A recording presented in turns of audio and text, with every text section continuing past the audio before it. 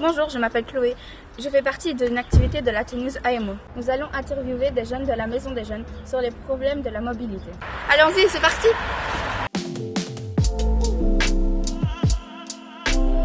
Il y a des bus qui sont en bon état et d'autres pas du tout. Ah, le confort, c'est pas du luxe, ça. 5, 6, on peut des fois tomber sur des jours où on a de la chance, on a une place assise. Mais on peut tomber aussi, des fois, il fait chaud, on a déjà chaud nous, les gens ils transpirent. 4, 3. 3. 4. On passe souvent à l'heure, ou des fois ils passent pas du tout. 5, parce que ils sont quand même fort en retard. Le bus il est soit en avance, soit en retard, il est jamais à l'heure. 6, il y en a quand même, mais il y en a pas assez pour certaines choses. En semaine ça va encore, on a assez bien desservi dans le centre des SNE du coup. Moi je dis 5. 0 parce que moi j'habite à Fontaine, donc à part... parce qu'il y en a que, donc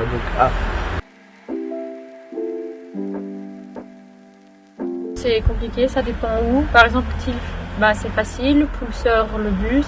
Mais sinon, Sprimont, il y a le Ravel, mais c'est galère. 3. C'est compliqué pour moi redescendre jusqu'à Esneux pour repartir quelque part. Surtout si tu loupes le bus, parce qu'ils viennent toutes les 1 heure ou 2 heures. 4. C'est très compliqué en bus. C'est très long aussi. 6. On va pas se le cacher, il y a des lignes qui sont accessibles et qui sont pratiques. Mais il y en a d'autres, comme aller justement à Serein. Il n'y a pas de ligne qui mène jusque-là. 3.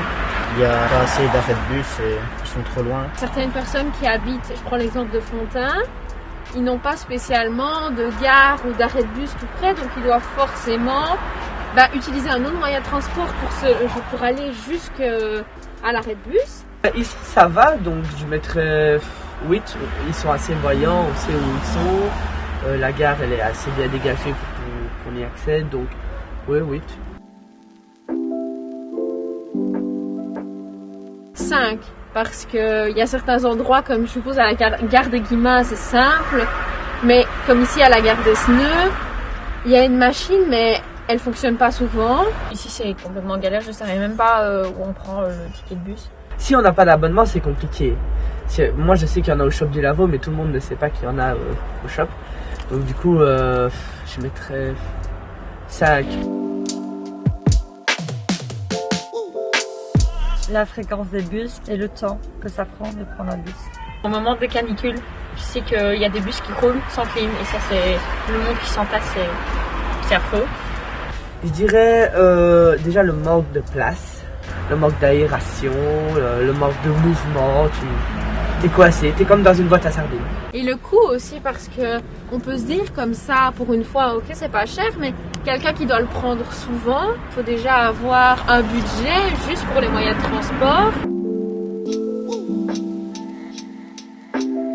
Déjà, une prise de ticket plus simple. Plus de bus, plus fréquemment du coup. Plus de lignes entre les petits villages. Que les menuiseries ou les petits commerces de la ville fassent des arrêts de bus et tout ça. Comme ça, eux, ça leur permet de gagner des sous et ça aide la population aussi. Avoir des arrêts plus fréquents, parce que il y en a où il faut attendre 1-2 heures avant d'avoir un bus.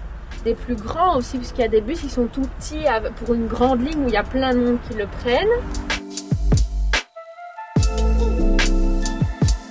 Il est important en tout cas pour les jeunes d'avoir la possibilité de pouvoir bouger et d'avoir accès en tout cas à une certaine mobilité. Donc je lui dirais dans la possibilité, dans la mesure du possible, de renflouer justement ces services à destination des jeunes et du tout public, parce que là effectivement on est dans un cadre jeunesse, mais je pense que ces constats-là se font également pour les personnes qui n'ont tout simplement pas de véhicule personnel. Prenez le bus et rendez-vous compte de ce qui se passe réellement dans les transports en commun.